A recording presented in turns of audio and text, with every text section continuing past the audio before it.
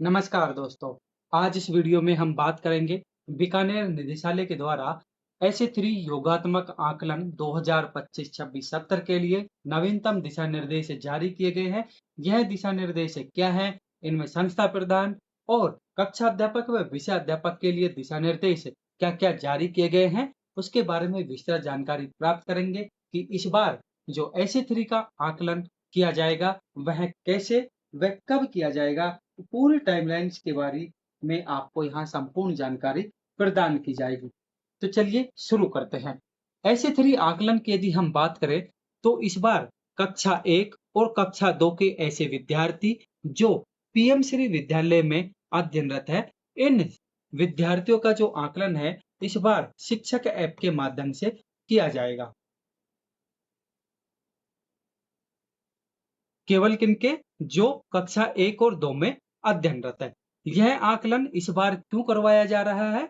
क्योंकि बुनियादी साक्षरता और संख्या ज्ञान FLN अर्थात फाउंडेशनल लिटरेसी एंड न्यूमेरिकल लक्ष्यों पर आधारित यह आकलन इस बार किया जाएगा। यह आकलन विशेष तौर पे आपको ध्यान देना है, जो शिक्षक ऐप पर किया जाएगा यह केवल पीएम श्री विद्यालयों के लिए ही किया जाएगा। ऐसे विद्यालय जो पीएम श्री विद्यालय नहीं है, अन्य किसी प्रकार के राजकीय विद्यालय है, उनके जो प्रश्न पत्र इस बार आपको उपलब्ध होंगे कक्षा 1 और 2 के, वह शाला दर्पण पोर्टल पर इस बार एसए 3 के प्रश्न पत्र आपको प्राप्त होंगे।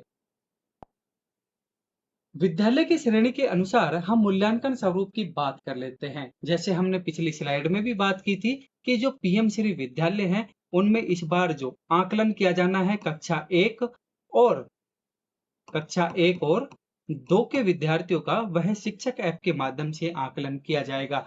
आकलन कैसे होगा? विद्यार्थी के द्वारा मौखिक या लिखित प्रकार की अभिव्यक्ति शिक्षक के सामने की जाएगी। शिक्षक उन अभिव्यक्ति को शिक्षक ऐप पर दर्ज करेंगे।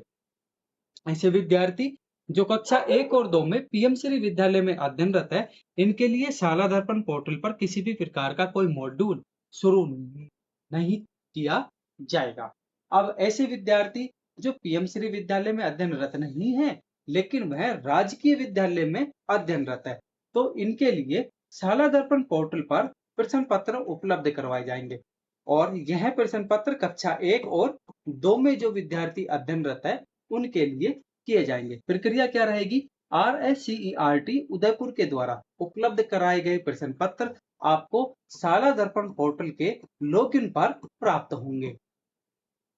मूल्यांकन पत्रक की गोपनीयता की पूर्ण जिम्मेदारी संस्था प्रधान को सौंपी गई है। आकलन की प्रणाली क्या रहने वाली है, इसके बारे में हम बात कर लेते हैं। प्रश्नों के उत्तर की यदि हम बात करें तो विद्यार्थी जो अपनी अभिव्यक्ति है वह फिर चाहे मौखिक हो या लिखित हो, वह शिक्षक के सामने बताएंगे। उसकी जो प्रविष्टि है शिक्षक के द्वारा शिक्षक ऐप पर की जाएगी। अंतिम सबमिशन डेटा सबमिट होने के बाद में उत्तर में किसी भी प्रकार का बदलाव या संशोधन नहीं होगा और यह प्रोसेस जो है यह केवल पीएम श्री विद्यालय के लिए होने वाली है। ऐसे विद्यार्थी जो कक्षा 1 या 2 में पीएम श्री विद्यालय में अध्ययनरत है, यह प्रोसेस केवल उनके लिए रहने वाली है। शिक्षक को शिक्षक ऐप के माध्यम से इनका आकलन करना है। आगे हम बात करेंगे कि परीक्षा से पूर्व शिक्षक की क्या क्या तैयारी यहाँ पर होनी चाहिए। सबसे पहले शाला दर्पण अपडेट 5 मार्च 2026 तक प्रपत्र 5 और प्रपत्र 9 को पूर्ण कर लेना है और मैपिंग को सुनिश्चित कर लेनी है। प्रपत्र 5 और प्रपत्र 9 की पूर्ण रूप से वहां पे प्रविष्टि होनी चाहिए। शिक्षक,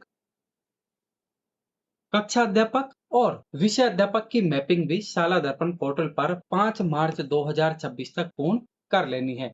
ऐप को इंस्टॉल करना है। शिक्षक ऐप को प्ले स्टोर से इंस्टॉल कर लेना है या उसका अपडेट वर्जन जो है वह भी आपको अपडेट कर लेना है।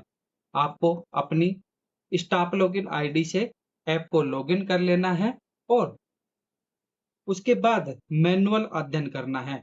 आकलन शुरू करने से पूर्व यूजर मैनुअल का आपको भली भांति अवलोकन कर लेना है। अब ये यूजर मैनुअल आपको कहाँ से मिलेगी? यह आप हमारे टेलीग्राम चैनल या व्हाट्सएप चैनल टेलीग्राम या व्हाट्सएप चैनल से प्राप्त कर सकते हैं, जिसका लिंक आपको नीचे डिस्क्रिप्शन बॉक्स में दे दिया जाएगा। ऐप के माध्यम से जो आकलन की प्रोसेस रहने वाली है, प्रक्रिया रहने वाली है, उसके बारे में हम बात कर लेते हैं। सबसे पहले आपको प्ले स्टोर से शिक्षक ऐप को डाउनलोड कर लेना है या अपडेट कर लेना है। उसके बाद आपको अपनी स्टाफ लॉगिन आईडी से ऐप को लॉगिन कर लेना है। लॉगिन करने के बाद वहां पे आपको रिकॉर्ड असेसमेंट पर क्लिक कर देना है। सेकंड स्टेप आपका रहने वाला है। थर्ड स्टेप आपको विद्यार्थी का चयन करना है। आप कक्षा 1 का चयन करेंगे या कक्षा 2 का चयन करेंगे। उसके बाद में आप किस विद्यार्थी का आकलन करने जा रहे हैं, उस विद्यार्थी का आपको वहां पे चयन करना है। उसके बाद विद्यार्थी के द्वारा प्राप्त उत्तर आपको वहां पे दर्ज करना है। सेव एंड कंटिन्यू पर क्लिक करना है। लास्ट में आपको फाइनल सर्वे दबा करके प्रक्रिया को समाप्त कर लेना है। यहाँ पे विशेष तौर पे आपको यह ध्यान रखना होगा, आपने जिस भी स्टूडेंट को एक बार सेलेक्ट कर लिया, उसका संपूर्ण मूल्यांकन करने के बाद ही आप नेक्स्ट स्टूडेंट पर जाएं। अर्थात आपको किसी भी एक स्टूडेंट को बीच मूल्यांकन नहीं रोकना है। आपको वह उसका मूल्यांकन पूर्ण करके ही दूसरे स्टूडेंट पर जाना है। इसका विशेष ध्यान आपको रखना होगा। शिक्षक के मुख्य उत्तरदायित्व इस योगात्मक मूल्यांकन के अंतर्गत क्या रहने वाला है? यहाँ पे सबसे मोस्ट पॉइंट निष्पक्षता। प्रत्येक विद्यार्थी का निष्पक्ष और व्यक्तिगत रूप से आकलन करना है। एक समय में एक ही विद्यार्थी का आकलन पूर्ण करना है, जैसा कि आपको हमने अभी पिछली स्लाइड में बताया है। पर्याप्त समय विद्यार्थियों को देना है। विद्यार्थियों को प्रश्नों को समझने और उत्तर देने के लिए पर्याप्त समय वहां पे प्रदान करना है। सटीकता, समयबद्ध और त्रुटि रहित डेटा प्रविष्टि सुनिश्चित करनी है। अंतिम सबमिशन से पूर्व उत्तरों की पुष्टि आपको अवश्य कर लेनी है। संस्था प्रधान और अधिकारियों के उत्तरदायित्व क्या रहने वाले हैं? सबसे पहले हम बात करेंगे संस्था प्रधान के दायित्व। तो परीक्षा संचालन की समुचित निगरानी की जाए, सभी विद्यार्थियों की 100% उपस्थिति सुनिश्चित करनी है। निर्धारित समय सीमा के भीतर आकलन को पूर्ण कर लेना है। अब ये निर्धारित समय सीमा क्या है, कैलेंडर क्या रहने वाला है, इसकी हम इसी वीडियो में आगे चर्चा करने वाले हैं। ब्लॉक और जिला स्तरीय अधिकारियों की विद्यालयवार प्रगति की नियमित समीक्षा करना, लंबित पेंडिंग विद्यालयों से संबंधित कार्यों को पूर्ण करवाया जाना है, तकनीकी समस्याओं का समाधान करना और सहयोग प्रदान करना, यह ब्लॉक और जिला स्तरीय अधिकारियों की उत्तरदायित्व यहाँ तय किए गए हैं। आगे चलते हैं, ग्रेडिंग प्रणाली क्या रहने वाली है। तो 3 प्रकार की ग्रेड यहाँ पे रहती है, ग्रेड ए, ग्रेड बी और ग्रेड सी। अब ग्रेड ए किनको दी जाएगी? ऐसे विद्यार्थी जो स्वतंत्र रूप से अपेक्षित स्तर पर उत्तर प्रदान कर सके, ऐसे विद्यार्थियों को ए ग्रेड प्रदान की जाएगी। आंशिक सहायता जो विद्यार्थी चाहते हैं, ऐसे विद्यार्थी जिन्होंने शिक्षक की आंशिक सहायता से उत्तर दिया है, उन्हें बी ग्रेड यहाँ पे दी जाए। और ऐसे विद्यार्थी जो शिक्षकों से पूर्ण रूप से या विशेष सहायता से उत्तर देते हैं, ऐसे विद्यार्थी को सी ग्रेड यहाँ पे दी जाए। आगे हम बात करेंगे ऐसे 3 आकलन समय सारणी क्या रहने वाली है। सबसे पहले आप यहाँ पे देखेंगे 12 और 13 मार्च को ऐप पर एक ट्रायल रन किया जाएगा, जिसमें प्रत्येक कक्षा से न्यूनतम 5 विद्यार्थियों पर आपको यहाँ पे मूल्यांकन करना होगा। ध्यान दें, इस मूल्यांकन के लिए विद्यार्थी को किसी भी प्रकार का अंक नहीं दिया जाएगा। आपको कक्षा 1 और कक्षा 2 के न्यूनतम 5-5 विद्यार्थियों का आकलन ये करना है 12 और 13 मार्च के अंतर्गत। 16 मार्च को हिंदी विषय का आकलन किया जाएगा। 17 मार्च को अंग्रेजी विषय का मूल्यांकन किया जाएगा। 18 मार्च को गणित विषय का मूल्यांकन किया जाएगा। अब ऐसे विद्यार्थी जो 16, 17 और 18 मार्च को अनुपस्थित हुए हैं, उन अनुपस्थित विद्यार्थियों का मूल्यांकन 19 मार्च को किया जा सकता है। शिक्षक निर्देश और सावधानियां, स्पष्ट संवाद, प्रश्नों को विद्यार्थी के समक्ष स्पष्ट रूप से समझाएं और बोल करके पढ़ें। भाषाई सहजता, विद्यार्थी के सुविधा के लिए स्थानीय भाषा में उत्तर शिक्षक यहाँ पे स्वीकार कर सकते हैं।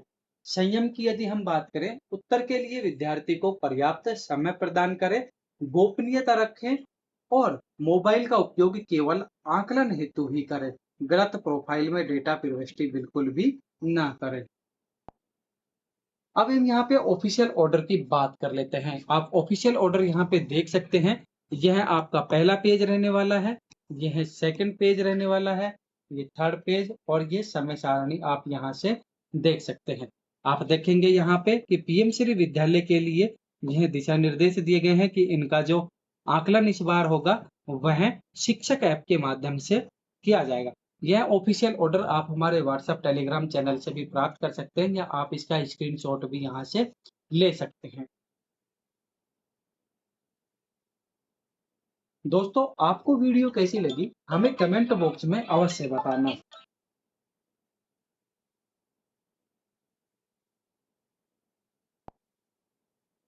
एस3 आकलन विद्यार्थियों की बुनियादी शिक्षा का सटीक मूल्यांकन करने और हमारी शिक्षण प्रभावशीलता को बेहतर बनाने का एक सशक्त माध्यम है। तकनीकी समस्या होने पर आप तत्काल अपने उच्चाधिकारी या हेल्प डेस्क को सूचित करें। मिलेंगे एक और नई लेटेस्ट वीडियो के साथ में। तब तक के लिए जय हिंद, जय भारत।